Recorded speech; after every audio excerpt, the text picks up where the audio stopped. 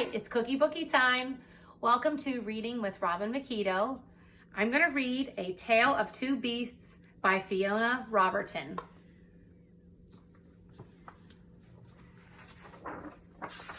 Oh, hope you have your cookies.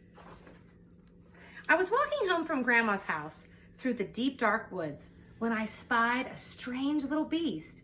He was stuck up in a tree and whining sadly.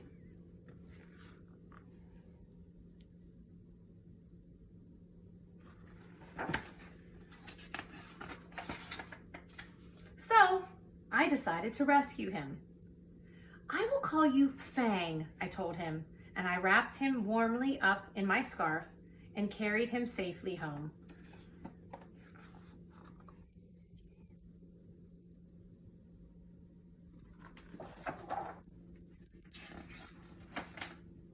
I gave him a lovely bath and a gorgeous new hat and sweater and a delicious bowl of fresh nuts. I made him a beautiful house and gave him Lord Rex to play with.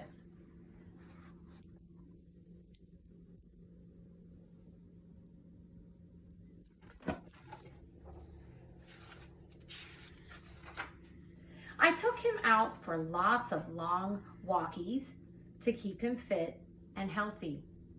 And I showed him off to all my friends who loved him dearly as much as I did.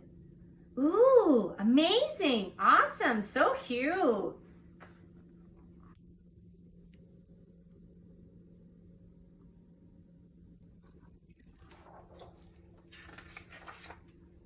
But for some strange reason, the little beast did not look very happy. In fact, he was looking rather hot. I hope he's not sick, I thought, and opened the window to cool him down. But then something terrible happened. He threw off his clothes, leapt out the window, and ran away as fast as he could, back to the deep, dark woods. Fang!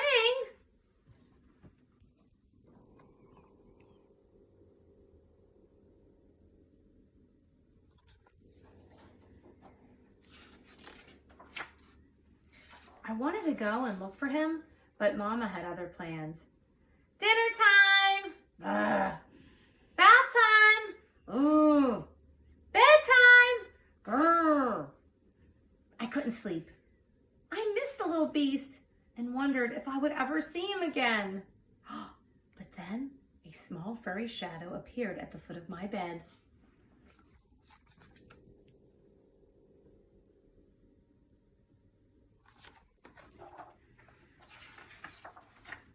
The strange little beast had returned.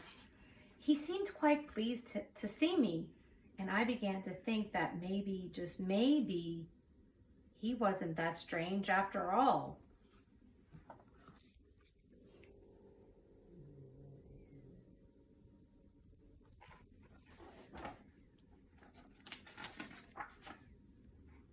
I wonder why he came back.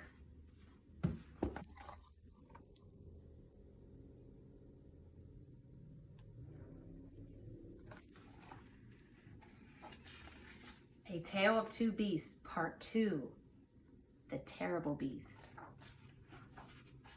I was hanging from my favorite tree, singing happily to the birds when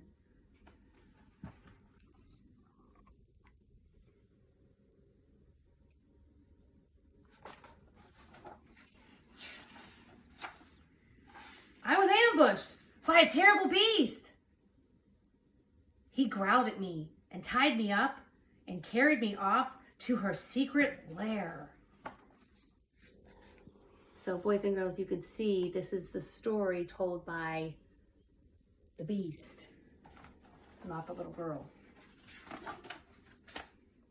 She made me disgustingly clean and dressed me up in a ridiculous hat and sweater and tried to make me eat squirrel food.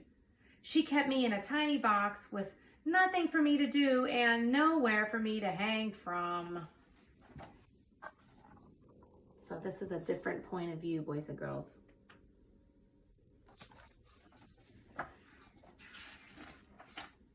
She made me walk backwards and forwards and backwards again for no reason whatsoever. She showed me off to a herd of even wilder beasts who were just as terrible as she was.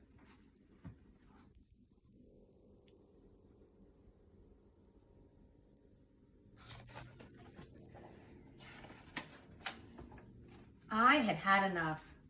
I made a cunning plan and put it straight into action.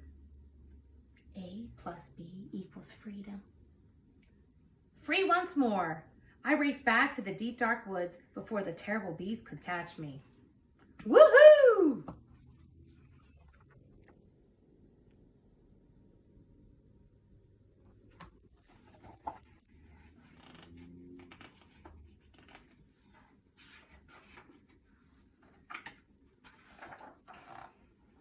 It was peaceful in the deep dark woods.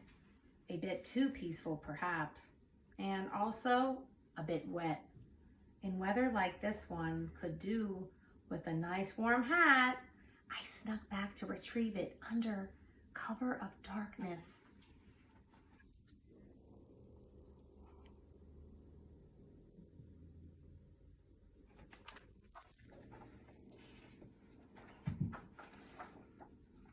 The terrible beast was waiting for me. She seemed quite pleased to see me, and I began to think that maybe, just maybe, she wasn't that terrible after all.